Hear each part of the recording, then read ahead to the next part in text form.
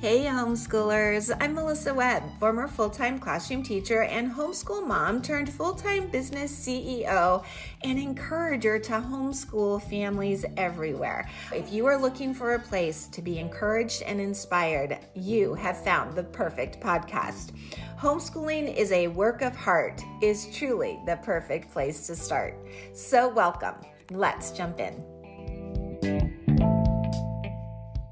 Hey friend, welcome back. This week I have been working on my business. If you are a business-minded person, you know what I mean. Most of the time, business owners work in our business, right? Like in the weeds of things. And we forget how important it is to work on our business. Now, right now, if you're a homeschooling mom and you're like, I don't run a business, I actually want to dispel that myth of yours. You, homemaker, homeschooler, I'm going to tell you, while it's true you likely don't get paid in the literal sense of a paycheck, you are running a business and you are absolutely investing in your children and their futures. And I can't think of a more important job. It's so important. So in today's episode, I really want you to think of whatever you're doing from a CEO perspective. Most of the time, as I mentioned, we work in a business or we work in our homes. This is the grind. Making meals, teaching the day's math concept that's in your math textbook, checking and correcting your child's schoolwork, putting the laundry in the dryer, sitting down to read a story together. That's working in your homeschool. That's what it looks like to work in your home, in a business. Okay, you get it. However, the best run businesses make time with intention to work on the business. So this is the thinking time, the learning time on your part, your prep work. Before you can work in something, you want to work on what that's going to look like. For me, I'm working on my next quarter goals. So I had to go back and look at how did sales go last month?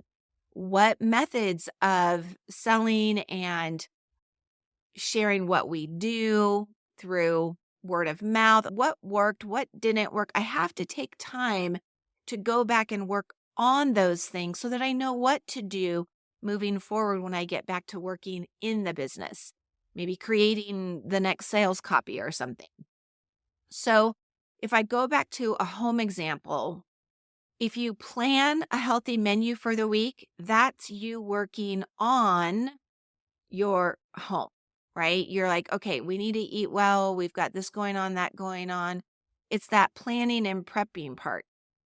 Then you actually get into the weeds of it and you go to the store and you go shopping and you stock the pantry and you cook the meals. That's you working in your home. Do you get the difference? Let's give you another one just in case it helps. Let's say you've noticed your child is not grasping a math concept. So you're going to spend time working on that. You're going to reflect. What's going on? Why maybe isn't he getting it? You're going to look at the work that he did last week and you're going to say, oh, I see this consistent mistake that he's making. And then you're going to maybe do some research. You're going to find multiple ways to reteach that concept in a different way. And then that next day, that next week, you're going to teach your son that new method. That's then working in it. So the on it is the reflection and the prepping to do things differently. And then you actually do it. That's the in part. You want one more example? Let's go back to the reading a story together. Let's say you want to do that, but you don't just start reading a book, although a lot of parents will do that. I'm not saying there isn't a time and place for that, but a really strong homeschooling parent spends time in the on, working on that novel unit first. So you're going to first choose a novel. You're going to pick it based on how does it connect to the science you're doing this semester, maybe a history lesson that you'll be completing. And you choose the novel and then you break down. We'll read these chapters on this particular week, and then you lay it out, but then you actually sit and read together. That would be you're in it. So that's the difference. On it is everything before, in it is the actual doing. I hope this makes sense. It is important. So, as I mentioned, to run a successful business or to run a successful homeschool, you have to make time for both the on and the in. And here's what I want to tell you as part of the formula for success. Those who do this will experience greater success. And do you want to feel more successful? That's my question today. Do you want to feel more successful in whatever it is that you deem important? Of course you do. We all do. So today I'm going to dive into a very powerful topic that is going to help you increase your child's homeschooling results simply by understanding the psychology behind what it takes to help them succeed and reach those goals. You do know that you are a psychologist. Yes, if you're a parent, you are a psychologist as well. An amateur, probably, unless you've actually studied, in which case you're far more professional than I am. I have taken a lot of child development courses and psychology courses over the many years I've been in this field, decades. I will tell you, it is important to remember that psychology is a big part of teaching, of parenting. And I'm going to break down a tried and true process that I used with my children and my students and still use with my students today. Currently, I am working with my Clubhouse students in our Clubhouse program. But it all started back over the summer when I spent weeks and weeks working on the program. I had to start there first. You need to start there first. Results are achieved when we take actions, right? Actions lead to results. But that's a psychology 101 for you right there. That's just practicality. Actions lead to results. Non-actions can also lead to not getting the results we want. So actions and results are very closely connected. And a lot of times, parents think that's all that's necessary. So let's use an adult example first. Like, let's say you want the result of a clean and organized kitchen pantry. You're like, I really know that that's something I've been wanting to do is clean and organize my kitchen pantry. It needs some time and attention. Okay, so to get that result, some actions need to happen. I wish we had the genie in the lamp. Wouldn't that be lovely? It sure would.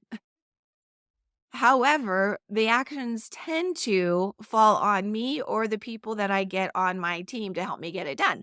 So the actions could be scheduling time on the family calendar to work on this project, clearing one shelf at a time and giving each person a shelf to clear off, then teaching them how to look for the expiration dates on the things. Or if maybe a mouse got into something, you're going to have a toss pile and a keep pile, and you're going to actually literally have the action of putting the things in those piles. Then you're going to have the action of sponges and soapy water and cleaning every shelf. I mean, you get it. Lots of actions will lead to that result. However, that's not all there is to it. Let's take a teaching example, because I know it sounds simple, right? You just want this result. I just want my son to finish that math page that I just put in front of him. And I'm going to go empty the dishwasher. And I've told him I'm going to go empty the dishwasher so I'm not a distraction. And all I want him to do is finish his math page. All he needs to do, actions, pencil in hand, focus on the assignment, be diligently determined. That's all. And yet you come back from emptying the dishwasher and he's not done it. And you're wondering what's wrong with you or what's wrong with him. Nothing is wrong. Isn't that nice to know? Nothing has gone wrong. Other than not enough time was spent in the on part of planning. So I have students, hundreds of students throughout multitudes of years who have achieved the result of writing amazing essays. How do I do it? Well, I'll tell you what I don't do. I do not rely on the actions as much as you might think. Now, do I still give them the actions? Absolutely. I write out a monthly calendar for them so they don't even have to ask me what's the next thing I need to do. It's laid out for them. There are the actions, and I know when they do all those actions, the result will be a beautiful essay. That's fantastic. But that's not enough. Like I mentioned, over the summer, I had to work on the program. So I work on those actions by developing a reasonable working schedule where students are given the month to complete the essay. And like I said, those actions matter for sure. But here are the two more crucial pieces that I really want you to lean into. And if you're multitasking right now, just hold up, really tune in. I want you to listen to this part. It could be a game changer for you. And I want you to have a happier, healthier home. I do. So here's what I want you to know. Everything we do starts with a thought, and we have tens of thousands of thoughts a day. Those thoughts, most of them are very automatic, they're ingrained, they're unintentional, they're programmed ways of thinking that have already been built in to who you are. And our children already have these paradigms built into who they are. Forget the percentage, but it's really high that so many of those automatic, ingrained, unintentional programmed thoughts are negative. They are not necessarily reflections of our best selves. They're things like, yeah, I've never been good at this. I start things, I don't finish things. Who do I think I am to think I could even be a homeschool teacher? I feel like I'm a failure as a parent. Anybody? Anybody right now? Hand up. Yeah, me too. It's very normal. And here's the thing you have to realize, our kids do this too. Now, that's when we just let our minds control us. We don't want to let our minds control us. We want to take every thought captive. You've heard me say this before. Because those thoughts of ours are creating the feelings that we feel, the real things that are happening inside our bodies. And that's so important. That is very important because our actions or our inactions are dependent on how we feel and how we think and how our children feel and how our children think. So I want you just to imagine you're about to start a new math unit with your child. Let's say your third grader is going to learn multiplication. Multiplication is a great one. Let's go with multiplication. You recall back to your childhood how long it took you to learn multiplication, maybe how hard it was. Maybe you didn't have a great teacher in the third grade. And all of a sudden, these negative thoughts come into your mind. Very normal. Gosh, math is so hard. Oh, I hated math. Very normal, but we need to take those thoughts captive, because if you do not work on those thoughts, suddenly you will find yourself feeling disheartened, discouraged, maybe worried. Just think, what might you say to your child if that is your thought? I know that's not everybody's thought, but a lot of parents will tell me how much they disliked math, or they disliked writing, or they disliked school. We have to work on those thoughts, because if we don't, we say things like, okay, kiddo, wow, shaking the head negatively side to side. Well, I have never been good at math, honey, but let's give it a try. We say those things to our children, and it seems honest, maybe even positive. Let's give it a try. You're like, I'm being positive. Be careful, my friends. When we say things like that without thinking about it, suddenly our child has a thought about our thoughts. They think things like, I may not be good at math either then. Everyone says I look just like my mom, I talk like my mom, I act like my mom. See that thought? That thought you just planted. What feeling might arise now in your child? Doubt? Concern? Hesitation? All right.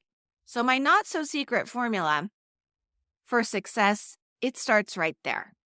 When I told you over the summer I worked on my program, I want you to know where I started.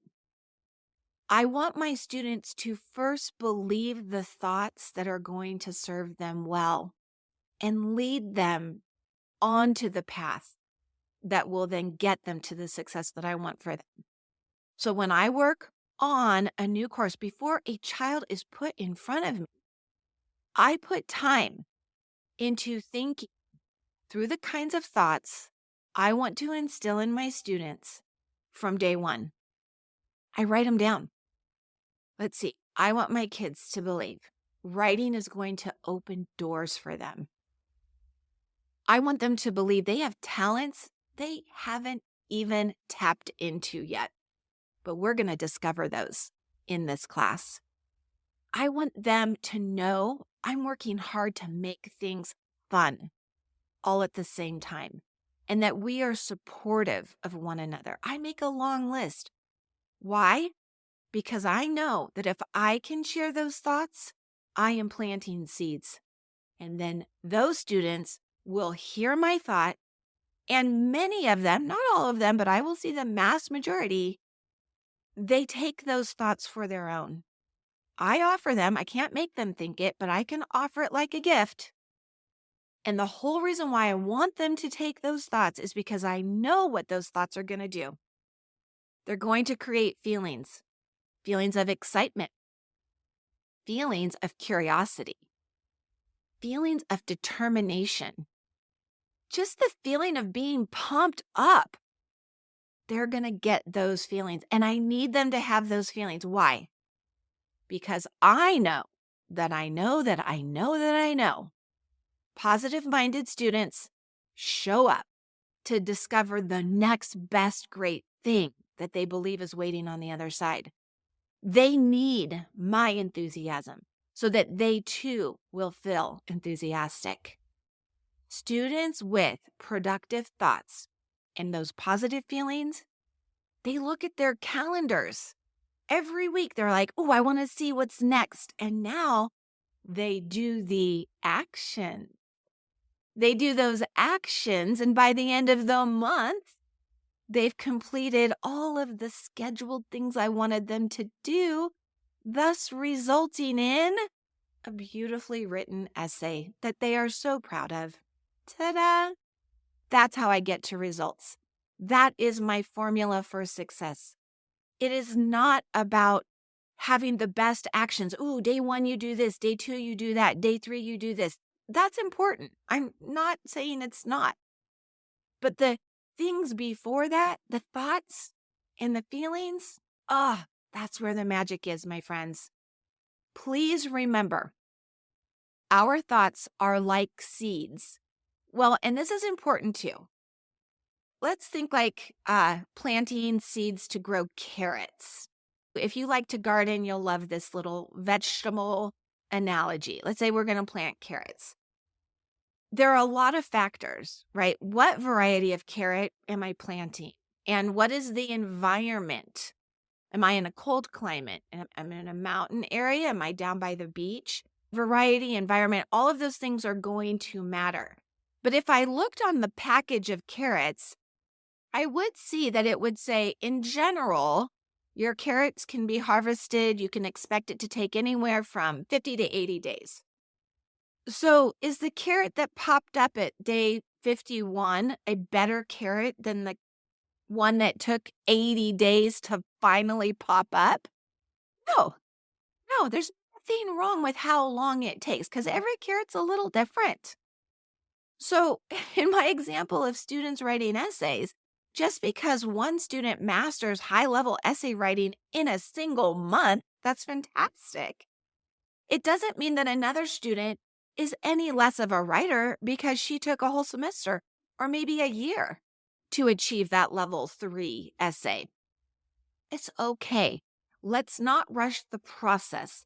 Let's just remember those thoughts matter. You need to sit down and work on your thoughts so that you can help build the thoughts you want in your children that will produce the feelings that will motivate the actions and get to those results. We all have to grow where we're planted. So I want you to start wherever you are, just right where you are. Of course, I have some homework for you. So before you jump into whatever next thing you were going to teach your child, I want you to take some time and work on the result you want to achieve. But while you'll have that result in mind, like you'll say, well, we are doing multiplication. I'll go back to multiplication. I want my kids to learn their multiplication facts. Okay, great. You know the result. That's great. But gain control of your own thoughts first and figure out what feeling is going to motivate you to create a great lesson. What feelings will motivate your child to want to do the actions needed to achieve that result? So if you want that result, let's go back. We want that result. My son finished his math page of multiplication facts. He did all the actions. He had his pencil in hand. He was working on his tens. And he focused on all of his tens, and he was diligently determined. He finished 100 problems with tens facts. Okay, that's what we want. Okay, go to the start. Let's work on it. Consider what thoughts are going to motivate your child, excite your child, or pump up your kiddo to want to do this, to want to put the pencil in hand, focus on the assignment, and be diligently determined. I will give you a free little lesson if you haven't done this one. It's super fun. For our boys, I knew that they would get super excited if food was involved when it came to learning their multiplication facts. And there's lots of different ways to do this. Some people will do the ice cream sundae party where you start with printouts. Go on to Pinterest. I'm sure I probably even have a link to some things. I'll put it in the show notes. But you print off all these pages and it has like the bowl and the spoon and different scoops of ice cream and bananas and cherries. And so you actually create a sundae. It's a paper sundae that you build every time they successfully complete a math page. They fill something in. So what we did, my boys weren't as excited with the ice cream. Maybe that would surprise you, but my boys at the time, they were super big pizza lovers. So each time my boys mastered memorizing a multiplication goal, we added cutout toppings to a printed page. It just had a picture of a plain pizza. Yes, AKA a circle. They each had their own. And then when they mastered their twos facts, they colored it red. That was the sauce. And then we moved on to their fives, right? You always do the easy ones first. They mastered their fives. And so maybe we did our tens first. Whatever the next thing was, I had cut out some strips of yellow paper. It was the cheese. So they would glue that. They get to have fun with it. Maybe they only want cheese on half. That's totally fine. You get the idea. Yes, it took more time on my part. Yes, we were successful at mastering multiplication. Yes, this made it more fun and more motivating. And yes, once we made it through our 12s, and let me tell you, we got creative with those toppings. You try and come up with 10 toppings. And I made it very clear, just because you put it on your paper pizza doesn't mean you have to actually order it when we order a real pizza after your great accomplishments. But I mean, they were putting like oregano. I had spray glue. Do you have spray glue? So toward the end, we were like running out of things. They literally took oregano and they sprinkled it over pizza. We did red pepper flakes. And again, they just kept going until we made it. And then, of course, you celebrate by going out for pizza. I'm telling you, there are plenty of ways to get our kids feeling excited, motivated, and determined. And that is the goal of any good teacher, because they're kids and they need these things. I know we want them just to have this intrinsic desire to want to learn for the sake of learning. And if you have one of those kiddos, lucky you. The majority of us do not. Hey, homeschooling is the most important business choice you could have made, my friend. I am so proud of you. Your children are lucky to have you. If they haven't told you, I'm telling you, you're awesome. And just remember, a growing and thriving business requires that we work on it as well as working in it. So take some time this week to consider the ways you're doing both. And if you find yourself falling short in one or the other area, just create a better plan. Implement it for the next 90 days. Check back in. The goal is progress, not perfection. I'm going to repeat that. It's important. The goal is progress, not perfection. It's about moving forward little by little with intention. It's about understanding that what we think creates how we feel, and what we feel is going to drive what we do. And that's my not so secret formula that I'm sharing with you. To get the results, you want to focus first on thoughts and feelings, then the actions. The results will come. Hopefully, you will share this great formula with another awesome homeschooling mom or a co-homeschooling person in your life, maybe your mom or a friend. You get to pick. But please share this episode with someone. I love that we are getting the word out and helping others. Excellent education can be achieved at home. Absolutely, 100%. And we can be the change that makes that happen so that homeschooling becomes the norm. Let's do that. Thanks for listening today. Right on.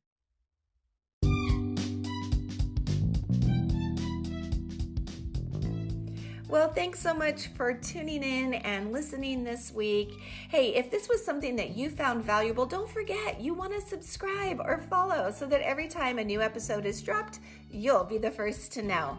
And hey, before you go, if you are looking to get some of this academic writing under your belt and outsourced so that it's one less thing, freeing you up to enjoy more time with your family, hey, you're going to want to head over to writeonweb.com to see what kinds of resources and materials I have available for you.